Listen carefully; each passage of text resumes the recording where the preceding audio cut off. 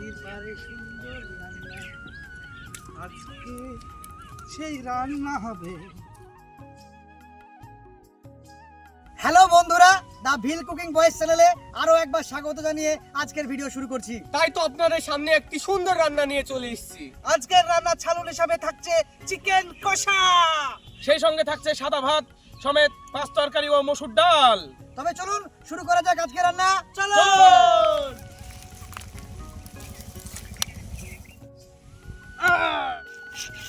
চলুন এবার আমরা মাংসগুলো কেটে নিই সুন্দরভাবে।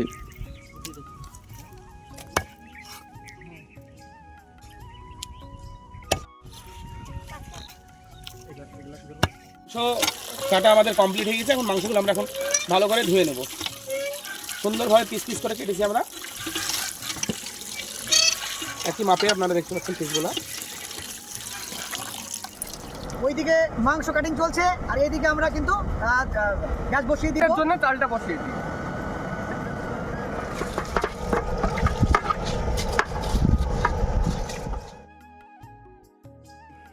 ভাত বসানো হয়ে গেছে আমাদের, এবার আমরা সবজিগুলো কেটে নেব।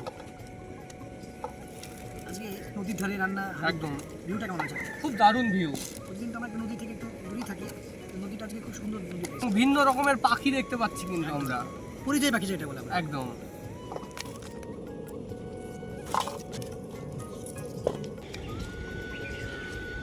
এবার আমরা ছিমগুলো খুব সুন্দরভাবে কেটে নেব। বেগুন সিম কাটা প্রায় শেষ, এবার আমরা কফিতে হাত দিচ্ছি। কফিটা খুব সুন্দর হয়েছে, হ্যাঁ, জমি থেকে টাটকা তো।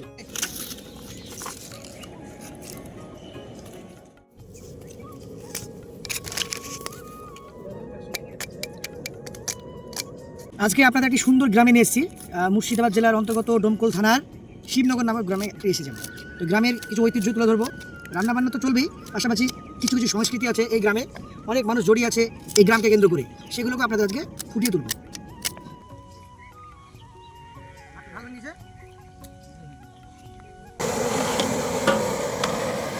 ভাত হয়ে গিয়েছে, এবার ভাতটি একটি পাত্রে তুলে নিই।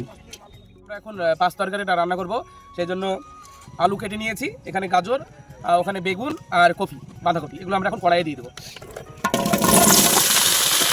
আলুটা দিলাম, গাজরটা দিয়ে দিলাম, বেগুন এবং সিম একসঙ্গে করা আছে, সেটা আমরা ঢেলে দেবো। এর সঙ্গে আমরা বাঁধাকপিটাকে কেটে নিয়েছি, এগুলো দেবো। জল দিয়ে দেবো, দিয়ে এটাকে ভালো করে আমরা কষে দেবো। বন্ধুরা, সবজি রান্নার জন্য স্বাদ মতো লবণ দেবো, হলুদ গুঁড়ো পরিমাণ মতো হলুদ গুঁড়ো,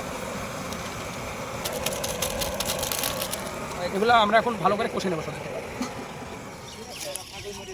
বন্ধুরা, হলুদ লবণ দেওয়া কমপ্লিট। আমরা এখন কাঁচা লঙ্কা ফেলে নিয়েছি, এগুলো আমরা ঢেলে দেবো এবং মাখিয়ে নেব।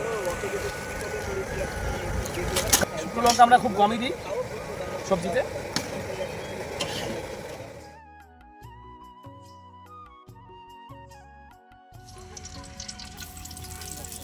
বন্ধুরা, আমরা সবজিটার ফোড়ন দেবো, সেজন্য প্রথমে আমরা তেজপাতা দিয়ে দেবো, শুকনো লঙ্কা পাতা দেবো আর জিরে দেবো।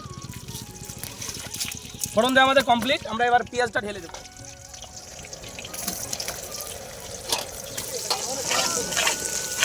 বন্ধুরা, এবার সবজির মশলাটা প্রায় রেডি হয়ে গেছে। আমরা এখন সবজিটা ঢেলে দেবো।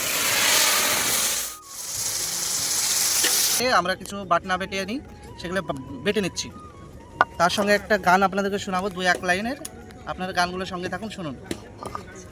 আমার হিয়ার মাঝে লুকিয়েছিলে, তে আমি পাইনি তোমায়, দেখতে আমি পাইছিলে। আমার হিয়ার মাঝে লুকিয়েছিলে।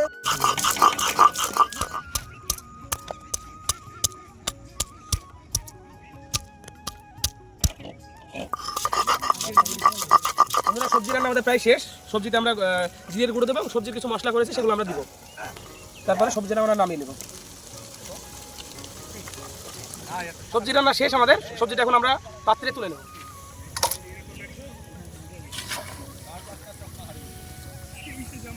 আমরা এখন মাংস রান্না করব। তো মাংস রান্নার জন্য আমরা সম্বারা, তেজপাতা দিয়ে দেবো, তারপরে সম্বারা এবং জিরে দিয়ে দেবো, গোটা জিরে।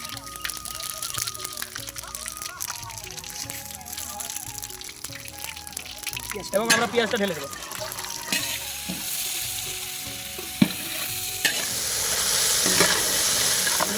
মশলাতে আমরা আদা বাটা এবং রসুন বাটাটা দিয়ে দেবো এবং ভালো করে কষে নেবো। বন্ধুরা গ্রেভি টোটাল কমপ্লিট আমাদের। আমরা এখন মাংসটা ঢেলে দেবো।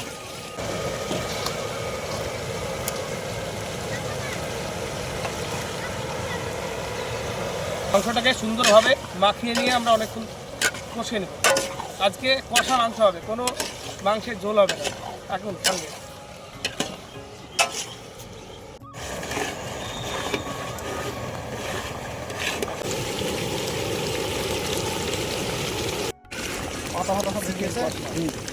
মাংসতে মিট মশলা আর গরম মশলা দেওয়া বাকি ছিল, আমরা এখন দিয়ে দেবো। মাংস কষা কমপ্লিট, এখন আমরা মশলাগুলো দিয়ে দেবো।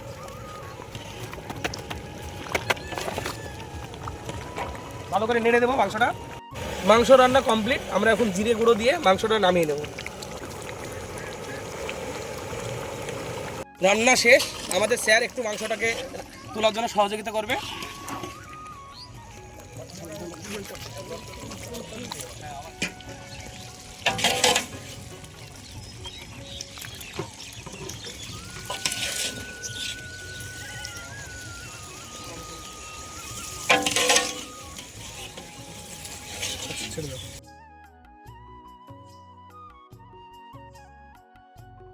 আমরা প্রতিটা ভিডিওতে একটা করে সোশ্যাল মেসেজ রাখতে চাইছি।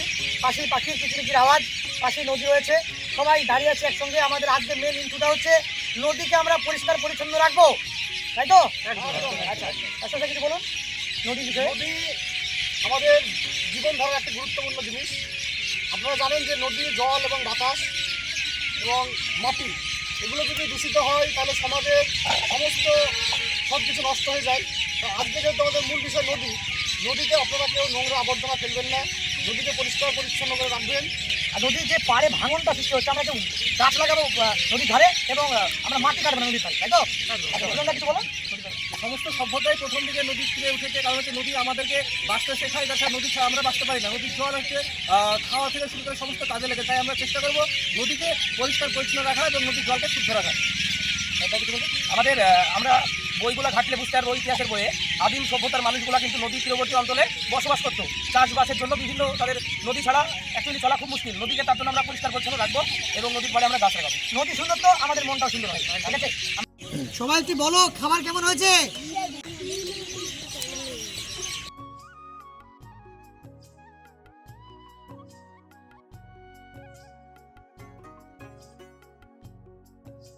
তোমাদের মাঝে আমাদের দমকল থেকে দুই দাদা এসেছে, মাস্টারমশাই এসেছেন এবং সুতন বন্ধু এসছে যে মিষ্টি নিয়ে এসছে মিষ্টি করানোর জন্য।